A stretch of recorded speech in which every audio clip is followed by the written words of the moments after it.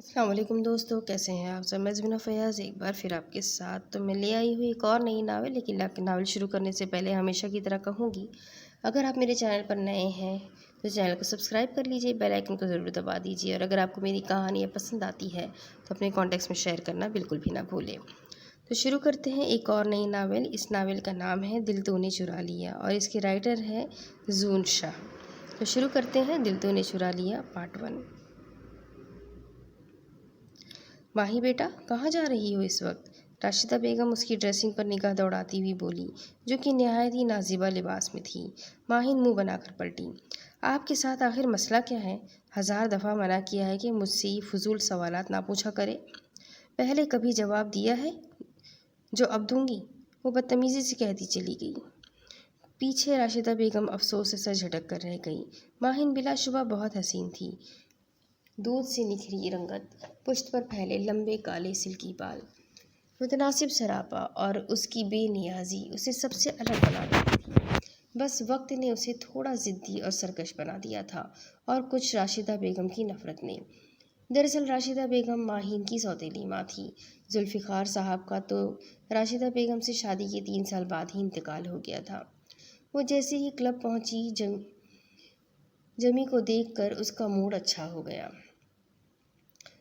"Hey Jimmy, how are you?" "تم کچھ خاص خوش نہیں لگ رہی." "Well, I am good, but..." Jamie نے اس کا اوپر سے نیچے تک کا جائزہ لیتے ہوئے کہا. "نہیں یار، تم تو جانتے ہی ہو اس سلی لیڈی کو جو میرے گھر میں رہتی ہے." ماہین نے منہ بنا کر کہا. "اچھا خیر، چلو چھوڑو انہیں. چلو چل کر ڈانس کرتے ہیں." وہ اس کا ہاتھ پکڑ کر ڈانس فلور پر لے گیا. "ابے سالے، آج کا کیا موڈ ہے؟ یہیں سے پسند کرے گا یا جولیانا سے کہہ کر بک کرواؤ کسی کو؟" حماد نے کمینگی سے آنکھ دبا کر سالار مصطفیٰ سے کہا تھا. سالار مصطفیٰ جو اپنے نام کی ہی طرح شاندار تھا، ماں باپ کا اکلوتا لاڈلا تھا. گندمی رنگت، ماتھے پر آتے بال، نشے میں ڈوبی آنکھیں اسے اور شاندار بناتی تھی. حماد اسے اس کے نام کی وجہ سے ہی سالے کہتا تھا. چھوڑ تو جولیانا کو، وہ دیکھ سامنے بلیک ڈریس والی کو." وہ ماہین کی طرف اشارہ کرتے ہوئے بولا تھا. "اب دیکھ تیرا بھائی کیسے سیٹ کرتا ہے اس کو." کہتے ہی سالار ماہین کی طرف بڑھ گیا. وہ جیمی کے ساتھ کپل ڈانس کر رہی تھی کہ اس کو اپنے کندھے پر کسی کا ہاتھ محسوس ہوا. وہ مڑی ہی تھی کہ اس کا پیر لڑکھڑا گیا، اور اگلے ہی لمحے وہ سالار کی باہوں میں تھی. بیوٹیفل. اپنی انگلیوں سے اس کے بال اس کے کان کے پیچھے کرتے ہوئے بے ساختہ ہی اس کے منہ سے نکلا تھا. وہ ایک جھٹکے سے اس سے دور ہوئی تھی. "What's your good name, sweetheart?" سالار نے پھر ایک قدم اس کی طرف بڑھاتے ہوئے پوچھا.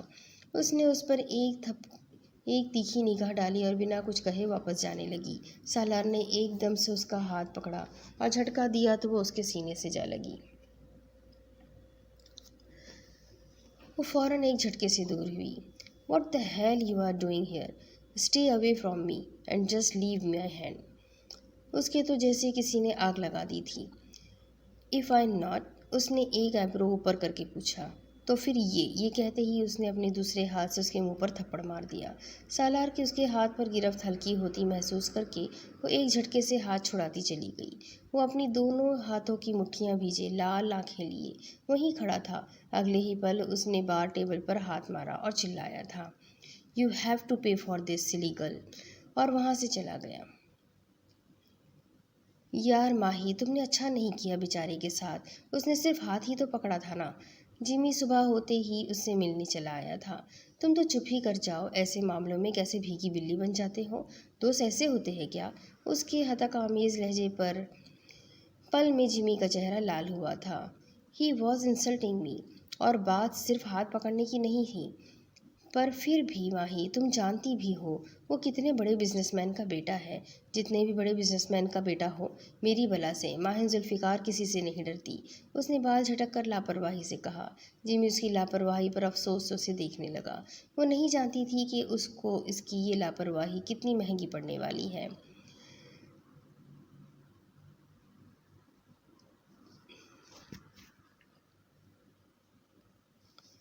دوسری طرف اس لڑکی کی پوری انفارمیشن، وہ بھی آدھے گھنٹے کے اندر مجھے چاہیے. "پر سالے، اتنی جلدی کیسے؟" حماد جھنجھلاتے ہوئے کہنے لگا. کہ وہ اپنی جگہ سے اٹھا اور اس تک پہنچ گیا۔ نو آرگیومنٹ، جو کہہ دیا سو کہہ دیا۔ ایک تو اپنے آگے کسی کی سنتا نہیں ہے۔ حماد بڑبڑاتا ہوا آفس سے نکل گیا۔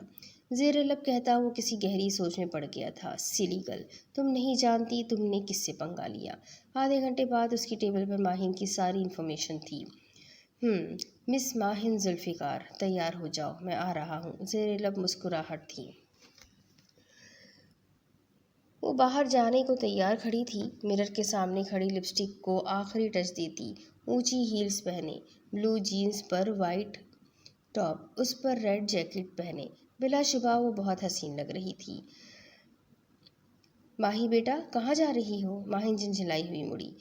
آپ سے کتنی بار کہا ہے کہ مجھ سے ایسے سوالات نہ پوچھا کرے، بدتمیزی سے کہتی وہ جانے لگی۔ ماہی رکو، ان کی آواز سن کر نہ چاہتے ہوئے بھی رک گئی، پر مڑی نہیں۔ وہ چلتی ہوئی اس کے سامنے آئی اور بولی، ماہی، تمہارے مجھ سے اختلافات الگ بات ہے، لیکن آج نہ جاؤ کہیں، میرا دل بہت گھبرا رہا ہے۔ ان کی بات سن کر ایک پل کو اس کا دل بھی گھبرایا تھا، پر اس نے اپنے دل کو ڈپٹا اور بولی، نہیں، آپ فضول وہمات کا شکار ہیں، اور آپ کے ان فضول وہموں میں آ کر میں اپنا موڈ اسپوائل نہیں کر سکتی۔ سوری، مجھے یہ لڑکی شام تک یہ لڑکی اپنے فارم ہاؤس پر چاہیے۔ فوٹو میں نے تم کو سینڈ کر دی ہے۔ اوکے سر، کام ہو جائے گا۔ یہ کر اس نے فون رکھا۔ گڈ، یہ کہہ کر اس نے فون نیچے رکھ دیا۔ اب پتہ چلے گا تمہیں مس ماہین ذوالفقار کہ سالار مصطفیٰ ہے کیا چیز۔ یہ کہتے ہوئے زیر لب مسکراہٹ آنکھوں میں چمک رہی تھی اس کے۔ خیر تو ہے، آج میرا بیٹا بڑا مسکرا رہا ہے۔ حماد نے آفس میں داخل ہوتے ہی مجھ سے مسکراتے ہوئے دیکھا تو پوچھنے لگا، نہیں یار کچھ نہیں، تو بتا تو یہاں کیسے؟ تجھ سے ملنے کا دل کیا تو آ گیا۔ تو بتا، انکل آنٹی کا کب کا پروگرام ہے لندن سے واپسی کا؟ ابھی کہاں، ابھی 1 مہینے پہلے ہی تو گئے ہیں۔ 1.5 مہینے سے پہلے تو واپسی کا نو چانس۔ یہ کہتے ساتھ ہی وہ اٹھ گیا۔ تجھے بیٹھنا ہے تو بیٹھ، میں تو چلا۔ کیا کوئی خاص کام ہے جو تو مجھے بھی چھوڑ کر جا رہا ہے؟ مسکراہٹ دبا کر آنکھ مارتے ہوئے کہا۔ تو نہیں سدھرے گا، افسوس سے سر ہلاتا وہ نکل گیا۔ وہ کار ڈرائیو کر رہی تھی کہ اس کو لگا کہ کوئی اسے فالو کر رہا ہے۔ اب کیا کروں؟ اوہ نو، ہاں، ایک کام کرتی ہوں، جمی کو کال کرتی ہوں۔ وہ جمی کا نمبر ڈائل کرنے لگی۔ جمی پک اپ دا کال یار۔ جمی کال پک نہیں کر رہا تھا۔ اب کیا کروں؟ ابھی وہ سوچ ہی رہی تھی کہ پچھلی گاڑی نے اوورٹیک کیا اور اس کو بریک لگانے پڑے۔ اللہ اللہ پلیز مجھے بچا لے، وہ گڑ گڑائی تھی۔ اتنی دیر میں سامنے والی گاڑی سے 3 ماسک پہنے آدمی اترے اور اس تک پہنچے۔ چھوڑو مجھے، کہاں لے جا رہے ہو؟ اس نے یہ کہہ کر اس کے منہ پر جھپٹا مارا تھا، لیکن ہاتھ اس کے چہرے تک پہنچنے سے پہلے ہی ان میں سے ایک نے اس کے منہ پر رومال رکھ کر اسے بے ہوش کر دیا تھا۔ یس باس، ہو گیا کام، اب کیا کرنا ہے؟ ہوش آنے پر یہ پہلا جملہ اس کے کانوں سے ٹکرایا تھا۔ اس کے بعد اسے کوئی آواز نہیں آئی، شاید بات کرنے والا اب دور چلا گیا تھا۔ اس نے چاروں طرف نگاہ دوڑائی تو خود کو ایک کمرے میں پایا۔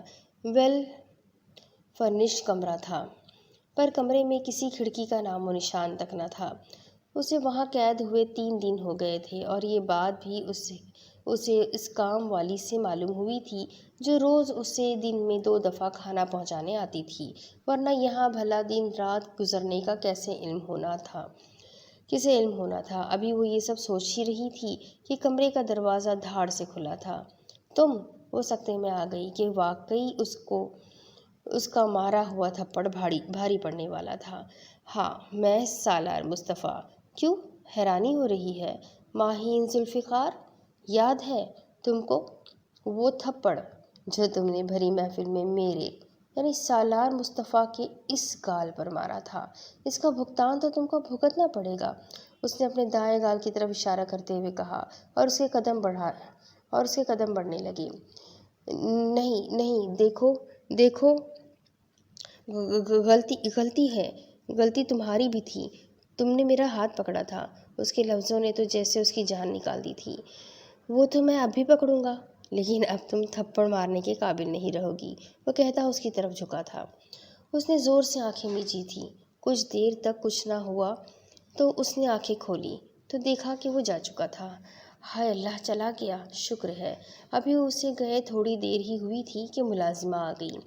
बीबी जी, साहब ने कहा है कि आप ये जोड़ा पहनकर तैयार हो जाए। उसने देखा उसके हाथ में बहुत हैवी लाल रंग का जोड़ा था। क्यों, तुम्हारे साहब की निकाह में शिरकत करनी है? उसने तड़क कर कहा था।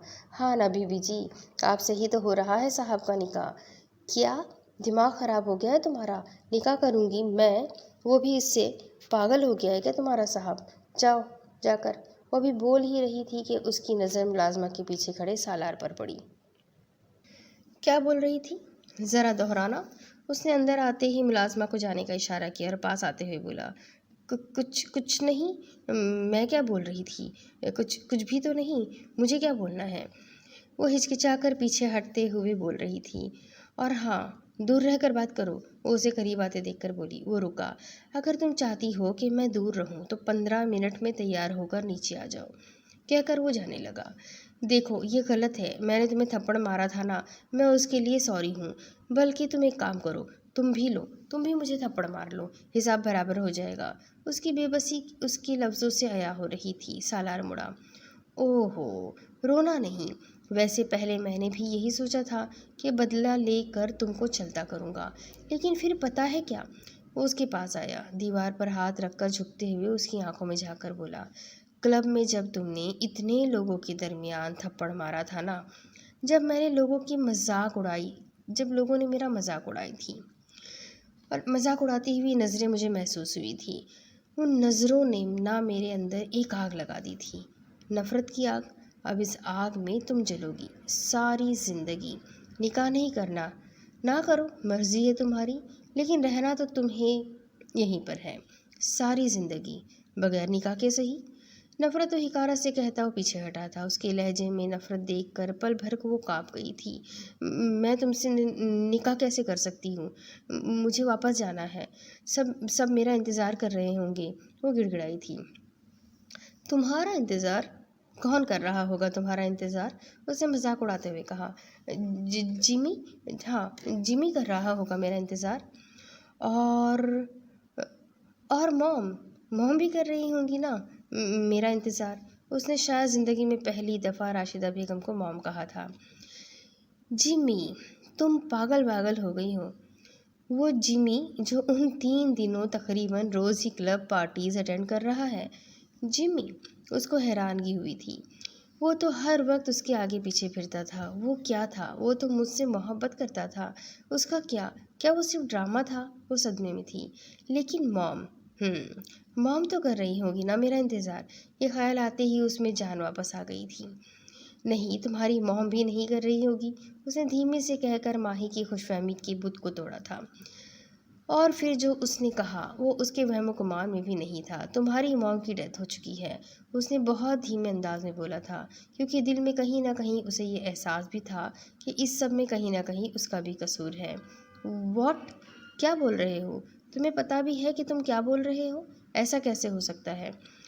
वो हारे हुए खिलाड़ी की तरह सर हाथों में दिए घुटनों की तरफ घुटनों के साथ बैठी थी। हाँ, ये ठीक है कि उसने उन्हें कभी अपनी मॉम नहीं माना था, पर दिल में कहीं ना कहीं वो उनसे बहुत प्यार करती थी। उन्होंने सारी ज़िंदगी उसकी ज़रूरतों का ख्याल रखा था, उसकी इतनी बदतमीज़ी और शदीद नफ़रत को बर्दाश्त किया था। यानी वो सामने खड़ा शख्स सही ही तो कह रहा था कि उसका इंतज़ार करने वाला उसका कोई अपना ही नहीं रह सका। कुछ ख्याल आने पर उसने झटके से अपना सर उठाया था। तुमने मारा है मॉम को, तुमने मुझे अगवा किया जिसकी वजह से मॉम। वो दहाड़ी, लेकिन उसकी बात मुकम्मल होती उससे पहले ही वो करीब आया। उसकी कमर में हाथ डालकर झटका दिया तो वो उसके सीने से आ लगी। दूसरे हाथ से जबड़ा दबोचे अपनी आग उगलती नज़रें उसके चेहरे पर गाड़े, सर्द लहजे में गोया हुआ, मैं नहीं, तुम हो उनकी मौत की जिम्मेदार। जिस वक्त ज़रूरत थी उनको तुम्हारी, उस वक्त तुम अपनी अयाशी की गर्ज से निकली थी। रोका ना था انہوں نے تمہیں روکا تھا نا؟ ہاں بولو، روکا تھا نا؟ اور تم؟ وہ افسوس سے بولتا پیچھے ہوا تھا۔ وہ ان کے انتقال کا سن کر گیا تھا ان کے گھر، تو ملازموں نے ماہین کی بدتمیزیوں کی داستانیں خوب نمک مرچ لگا کر سنائی تھی۔ شاید وہ بھی اس سے بہت تنگ تھے۔ ان آنسوؤں کو بچا کر رکھو، آگے بہت کام آئیں گے، اور 10 منٹ میں تیار ہو کر نیچے آؤ، ورنہ مجھے اپنے طریقے سے انتظام کرنا ہوتا ہے۔ وہ خبردار کرتا چلا گیا تھا۔ کافی دیر ہونے کے بعد وہ اٹھی۔ اس کا کپڑے بدلنے کا کوئی ارادہ نہیں تھا، لیکن وہ یہ کپڑے 3 دن سے پہنی ہوئی تھی اور اب وہ اس قابل نہیں تھی کہ انہیں اور پہنا جائے، اسی لیے اسے کپڑے مجبوراً تبدیل کرنے پڑے۔ وہ کپڑے ہیوی تھے، پر وہ بہت زیادہ ہیوی نہیں تھے۔ لال رنگ کی نفیس سی لمبی فراک تھی جس کے گلے اور بارڈر پر ہیوی کام کیا ہوا تھا۔ اس نے اپنا آپ قد آور آئینے میں دیکھا تو اسے اپنی بے بسی یاد آ گئی۔ اس نے وہیں زمین پر بیٹھ کر رونا شروع کر دیا۔ میں تم کو کبھی معاف نہیں کروں گی، تم تڑپو گے، بے بسی سے رو گے، اسی طرح جس طرح آج میں بے بس ہوں، اور میں پھر تمہاری بے بسی کا تماشا دیکھوں گی۔ بد دعائیں بعد میں دیتی رہنا، ساری عمر پڑی ہوئی ہے، ابھی فوراً نیچے آؤ۔ وہ کمرے میں داخل ہوا تو اسے گھٹنوں میں سر دیے روتے ہوئے دیکھی۔ وہ رو رہی تھی۔ اس نے سر اوپر اٹھایا تو اپنا حکم دے کر وہ جا چکا تھا۔ وہ بھی اٹھی اور نیچے چلی گئی۔ کمرے سے باہر نکل کر اسے معلوم ہوا تھا کہ وہ بلا شبہ بہت وسیع و خوبصورت فارم ہاؤس تھا۔ نیچے پہنچی تو شاید سب اسی کا انتظار کر رہے تھے۔ زیادہ لوگ تو نہیں تھے، بس 7-8 لوگ تھے۔ وہ بیٹھی تو مولوی صاحب نے نکاح پڑھانا شروع کر دیا۔ سالار مصطفیٰ ولد مصطفیٰ سلیمان، ماہین ذوالفقار ولد ذوالفقار، وسیع احمد کو بعوض 5 لاکھ روپے سکہ اراج الحق آپ کے نکاح میں دیا جاتا ہے۔ کیا آپ کو یہ نکاح قبول ہے؟ جی قبول ہے۔ کیا آپ کو یہ نکاح قبول ہے؟ جی قبول ہے۔ کیا آپ کو یہ نکاح قبول ہے؟ جی قبول ہے۔ اب وہ ماہین کی طرف مڑے۔ ماہین ذوالفقار ولد ذوالفقار، وسیع احمد، بعوض 5 لاکھ روپے حق مہر سکہ راج الحق آپ کو سالار مصطفیٰ ولد مصطفیٰ سلیمان کے نکاح میں دیا جاتا ہے۔ کیا آپ کو یہ نکاح قبول ہے؟ اس نے سر اٹھایا تو وہ اس کے سامنے ہی بیٹھا تھا۔ دل چاہ رہا تھا کہ انکار کر دے، لیکن وہ بے بس تھی، ابھی بہت بے بس تھی۔ بیٹا جواب دے، کیا آپ کو یہ نکاح قبول ہے؟ ہوش اسے تب آیا جب مولوی صاحب نے دہرایا تھا، جی قبول ہے۔ کہتے ہی اس کی آنکھوں سے آنسو ٹپکنا شروع ہو گیا۔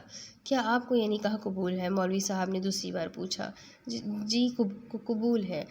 کیا آپ کو یہ نکاح قبول ہے؟ جی قبول ہے۔ یہ کہہ کر وہ رکی نہیں تھی، واپس کمرے کی طرف چلی گئی تھی۔ وہ کمرے میں پہنچا تو وہ بیڈ کی پشت سے ٹیک لگائے گھٹنوں میں سر دیے رونے میں مصروف تھی۔ وہ وہیں کھڑا تھوڑی دیر اسے دیکھتا رہا اور پھر چلتا ہوا اس کے قریب پہنچا۔ اب یہ رونے دھونے سے کیا ہوگا؟ اس تھپڑ کا بھگتان تو تمہیں بھگتنا ہی ہے۔ اس کی آواز سن کر اس نے جھٹکے سے اپنا سر اٹھایا اور اس کو پاس کھڑے دیکھ کر وہ جھٹکے سے اٹھ کھڑی ہوئی۔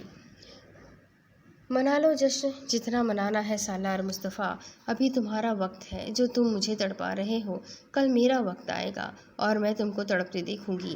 میری بد دعا ہے سالار مصطفیٰ، تم کو کسی لڑکی سے محبت ہوگی، شدید محبت، اور وہ تم سے نفرت کرے گی، شدید نفرت، اور تم بھی تڑپو گے، بہت تڑپو گے، ٹھیک اسی طرح جس طرح آج میں تڑپ رہی ہوں۔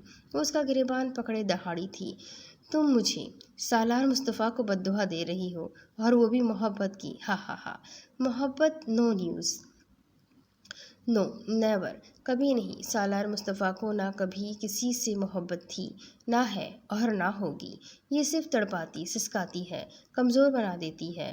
نفرت ہے مجھے محبت سے، شدید نفرت۔ سالار اس کے بازوؤں کو اپنے ہاتھوں کے شکنجے میں دبوچے وہ نفرت وہ خود اذیتی سے بولا تھا، چھوڑو میرا ہاتھ، درد ہو رہا ہے مجھے۔ اس کی گرفت سخت سے سخت ہوتی محسوس کر کے وہ چلائی تھی، یہ درد، یہ تکلیف تو کچھ بھی نہیں اس کے مقابلے جو تم نے ساری زندگی بھر برداشت کرنی ہے۔ سالار نے اس کے بازو پر گرفت اور سخت کرتے ہوئے کہا، میں تم سے شدید نفرت کرتی ہوں۔ وہ درد و نفرت سے چلائی تھی۔ ہاں تو کرو نا، منع کس نے کیا؟ اب تو خیر سے تم میری بیوی ہو، تمہارا حق ہے پورا پورا۔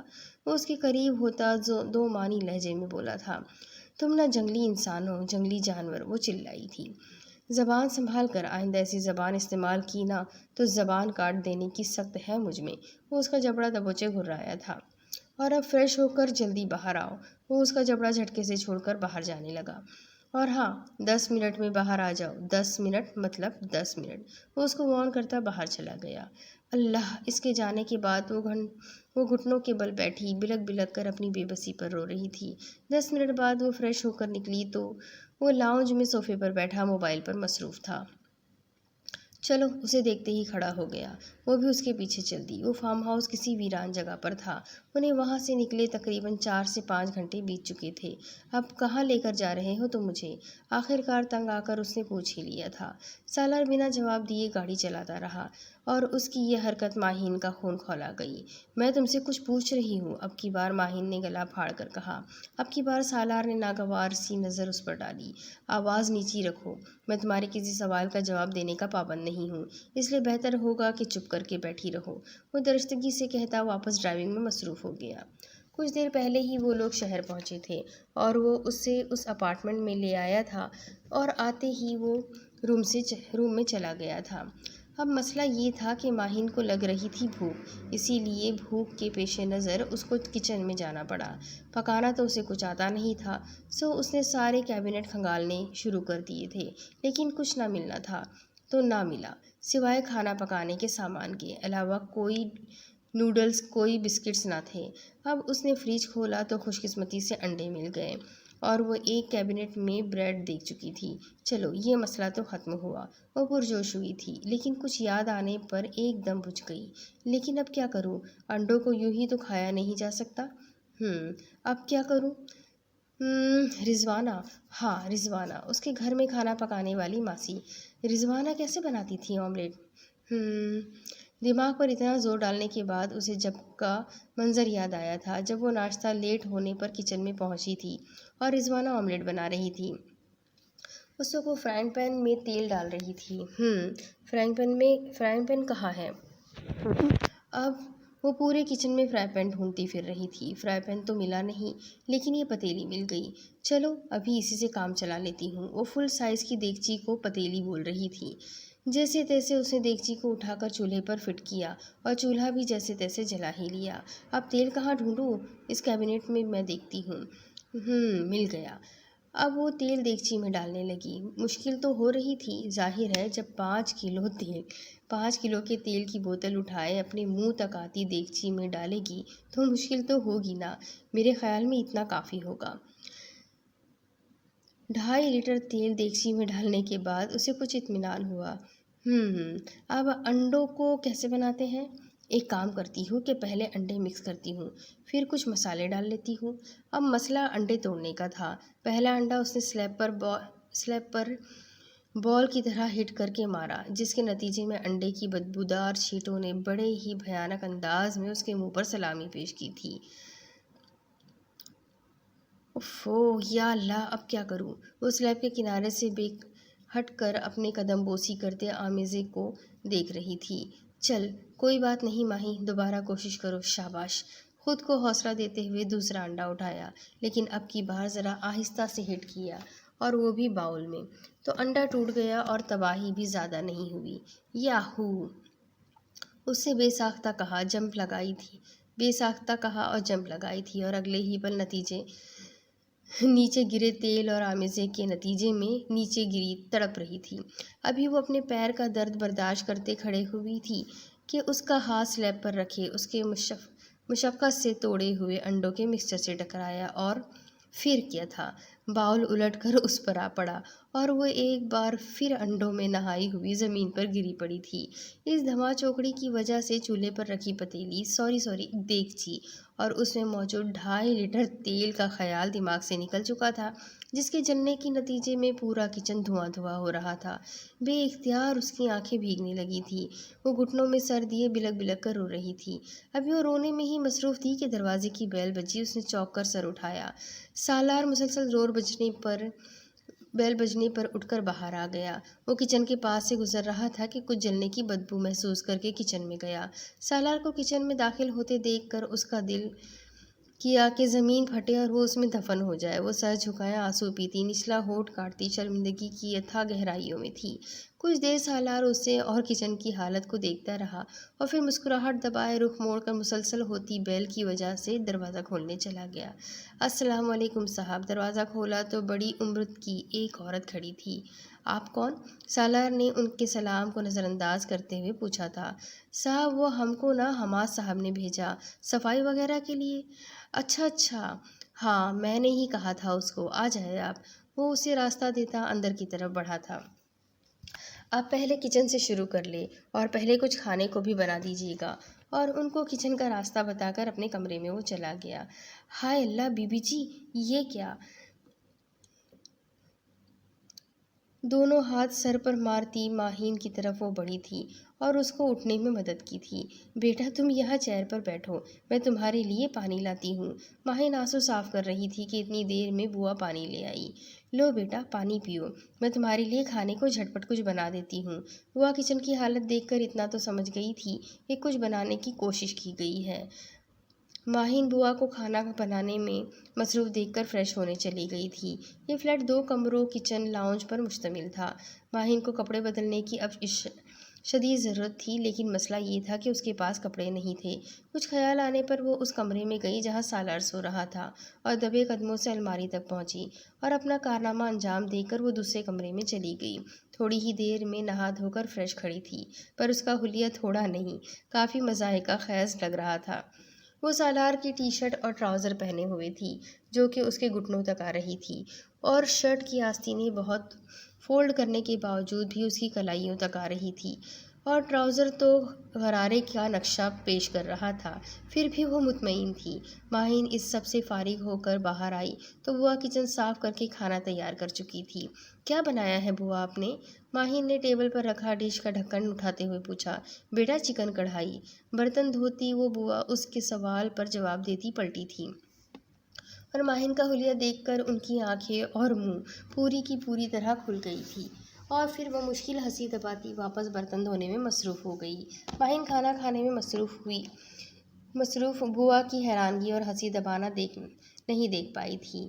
ماہین ابھی کھانے سے فارغ ہو کر پانی ہی پی رہی تھی کہ سالار چلاتا ہوا کچن میں داخل ہوا۔ ماہین مسکراہٹ دبائے یوں پانی پینے میں مگن رہی جیسے سنا ہی نہ ہو۔ اس کو مگن دیکھ کر اس کا پارا ہائی ہو گیا۔ تمہیں آواز نہیں آ رہی؟ میں تمہیں بلا رہا ہوں، فوراً روم میں آؤ۔ بوا کی موجودگی کا دھیان کرتے ہوئے دھیمے مگر سخت لہجے میں کہہ کر وہ چلا گیا۔ آیا بڑا ہیرو، میں بھی نہیں جا رہی۔ ابھی تھوڑی ہی دیر گزری تھی کہ سالار آیا اور اس کا ہاتھ پکڑا اور اسے گھسیٹتا ہوا کمرے میں لے گیا اور کمرے میں لے جا کر بیڈ پر پٹکا۔ تم سمجھتی کیا ہو خود کو؟ تم ہو کیا آخر؟ تمہاری ہمت کیسے ہوئی میری الماری کو ہاتھ لگانے کی؟ اور یہ کیا کیا ہے تم نے میری ٹی شرٹ اور جینس کا؟ سالار غصے سے دہاڑتے ہوئے اپنی سارے کٹے پھٹے کپڑے ماہین کے منہ پر مارے۔ اتنی ذلت کا تو ماہین نے کبھی سوچا بھی نہیں تھا، پر اس نے سوچ لیا تھا کہ اس نے چپ رہے گی تو وہ اور دبائے گا۔ بہت ہمت کر کے وہ کھڑی ہوئی۔ یہاں میرے پاس پہننے کو کپڑے نہیں تھے تو مجھے تمہاری الماری کو ہاتھ لگانا پڑا، اور الماری کھولی تو تمہارے کپڑوں کو دیکھ کر جو خیال آیا میں نے وہ کر ڈالا، اور اب بھی میں یہی کروں گی، اور تم مجھے نہیں روک سکتے۔ بہتی آنکھوں کے ساتھ چبا چبا کر کہہ کر وہ وہاں سے بھاگ گئی تھی، اور یہی وہ پل تھا جب پہلی بار پل بھر کو ماہین کے بہتے آنسوؤں میں اس کا دل ڈوب کر ابھرا تھا، اور اپنے دل کو ڈپٹتا گھر سے وہ باہر چلا گیا تھا۔ ماہین نے دوسرے کمرے میں پہنچ کر دروازہ بند کر لیا اور خوب روئی۔ سالار کو گئے ہوئے ہفتہ ہو گیا تھا۔ وہ دوبارہ گھر صرف ایک بار آیا تھا، اور وہ بھی بوا کو شاپر دے کر کھڑے کھڑے چلا گیا تھا، اور مین گیٹ باہر سے لاک کر کے گیا تھا۔ بوا اس کے ساتھ ہی رہ رہی تھی۔ آج وہ لان میں بیٹھی بہت اداس تھی۔ اسے ماما، بابا اور جمی بہت یاد آ رہے تھے۔ ماہین کو اب بھی یقین تھا کہ سالار نے جمی کے بارے میں سب غلط سلط بولا ہوگا، صرف اور صرف اسے بدگمان کرنے کے لیے۔ ماہین بیٹا کیا کر رہی ہو؟ دیکھو بارش کا موسم ہو رہا ہے اور میں تمہارے لیے پکوڑے اور چائے بنا کر لائی ہوں۔